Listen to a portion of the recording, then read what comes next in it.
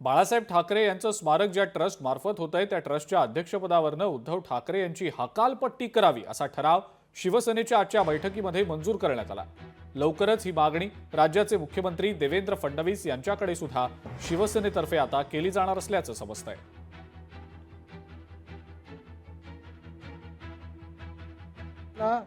शिवसेना प्रमुखांच्या स्मारकाच्या अध्यक्षपदी बसण्याचा नैतिक अधिकार नाही आणि म्हणून आजच्या या आमच्या बैठकीमध्ये आम्ही याचा निषेध केला आहे।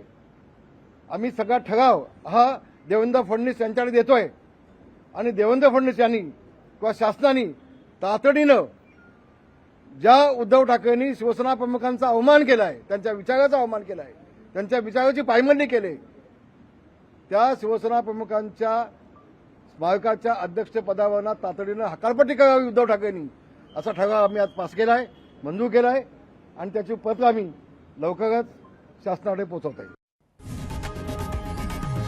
लोकशाही मराठी ऐका, पहा, जागरूक रहा।